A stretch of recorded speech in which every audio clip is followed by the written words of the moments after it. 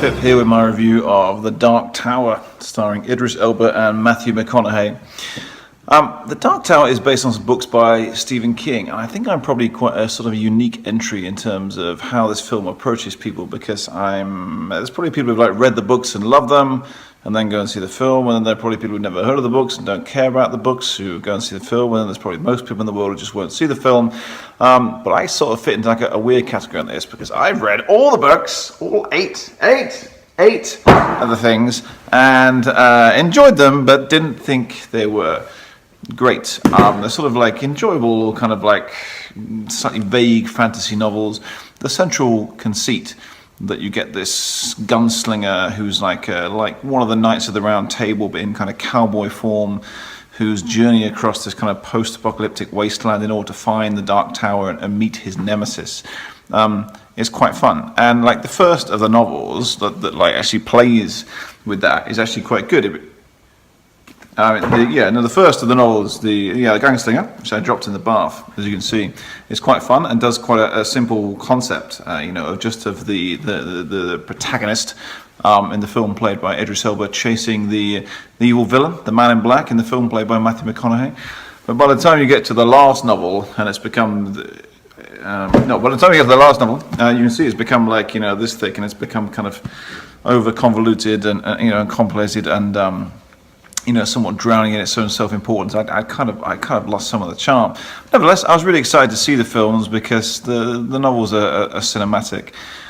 And actually, the film does a good job of sort of having quite an engaging first act. It tells a story from the point of view of Jake, the young boy with psychic powers, who is in the books, but he isn't the main character. But the film gives you that as a lead-in, so you can find out about what's going on. And if you're at all like Stephen King, it's quite charming that these books that he wrote have lots of ties to his other novels.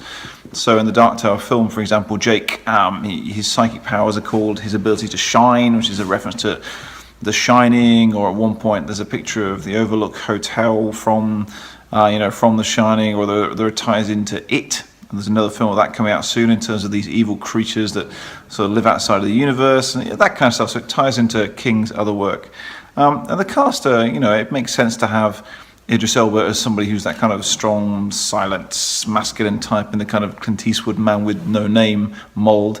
And he's engaging to watch. You always feel with Idris Elba it'd be nice to have a proper, big kind of A-list film role that he could really sink his teeth into, because I've always really loved him from The Wire. I know lots of people like him from Luther, which I've never seen, but maybe we've never seen him on film as much as we would like to, and we're probably never going to see him as Bond. And McConaughey has that weird thing where he can be brilliant. I loved him in True Detective, and he can have a real kind of inner energy and life to him. Loved him in Killer Joe. But he can also come across as a bit movie star and a bit insubstantial. And in this, it makes sense to have him as the charismatic villain. But actually, in the film, whenever he says, "I'm going to use my magic powers," and he says that with that kind of southern drawl that he's got, and his Californian tan, it comes across as slightly naff. Which is a shame, because that villain character, who also turns up in quite a few of Stephen King's other novels, like The Stand, McConaughey, you could see him as that kind of cowboy-esque kind of drawling villain. But in this, it doesn't quite come off. As the film develops, it takes on quite a muddled attitude towards this kind of big mythology that King has built. So I think as you watch the film, you probably get no sense at all of what the Dark Tower is, other than that it sort of props up the world. You get no sense that the whole thing you're watching is supposed to take place on a more epic scale. It all feels slightly naff. The aesthetic is quite sort of 90s, even at times sort of 90s direct-to-video. I mean, there's some of the CGI critters that kind of crawl towards Idris Elba while he's shooting them with his guns are pretty unimpressive. And it builds up to a last act confrontation between the two leads, which, no spoilers, but is a bit kind of you would see something far more impressive and far bigger scale on Game of Thrones than you would, and you go to the cinema to see this. So the overall effect is of something where if they'd done a 10-part series on HBO or got Netflix to fund it, where they had a real confidence in the novel and confidence in the source material, then it would be great.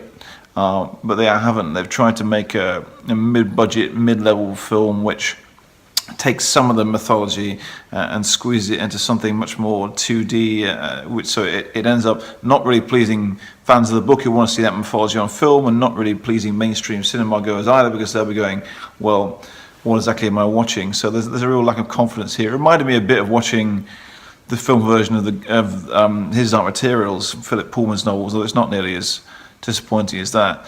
And that feeling that you're watching people who've taken a source material that you really love and they clearly wanted to adapt, but they haven't really dared let it be what it truly is. So why would you want to put it, on film anyway? One of the nice things about Game of Thrones is that they kind of take a take no prisoners approach towards saying, well, the books are this long and complicated, therefore we'll do that and we'll see if it takes off. But with the Dark Tower, really, there's very little confidence there in terms of what they're doing. Which is a shame, because there's more stuff to explore and it could have gone further, and there's been this talk of having a TV series that spins off and that takes in the other books, as silly as some of them get, but nevertheless I just can't see that happening as the film just hasn't been enough of a success. But it's not the worst Stephen King adaptation you'll ever see. If you've seen stuff like what's that one with the giant rats, Graveyard Shift, is it? Yeah, or that one with the killer trucks, Maximum Overdrive, yeah, stuff like that, are really, really bad. Neither is it up there with like The Shining or Misery or The Shawshank Redemption as something which is really great. Really, it's a kind of it's kind of mid-level in terms of adaptations of his work. But as an adaptation of a book which, is a lot of fun and has a really big mythology to it, it's disappointing. And the fact that the books are about somebody journeying towards this big mysterious tower, and you don't know what is going to be there when he finally arrives, and then you do get to find out at the end of the books. That's kind of what keeps you reading. But in the film, it isn't about Roland is the central character. It isn't about him trying to get to the Dark Tower. So really, the whole charm of why you might read 8 books, even if you didn't really enjoy them, is kind of lost. So it's not terrible. Elba is a formidably charismatic actor, and he's very readable. And Mcconaughey, is good fun and has the top 2 buttons of his shirt undone for the whole thing. So, that will please some people. And it's certainly not as bad as that film he made with J-Lo where he's planning a wedding. Can't remember what that was called. But, I wouldn't read all 8 books, even if you're just skipping to the sexy bits. But you might want to see the film, but it's probably one to watch on a Saturday night at home rather than see it at the cinema. But I'm looking forward to seeing It, the next adaptation of Stephen King's work, and we'll see how that one goes. But The Dark Tower, if you read the books, it'll disappoint you. If you've not read the books, you'll just shrug a bit. So it's a film that doesn't quite please anybody.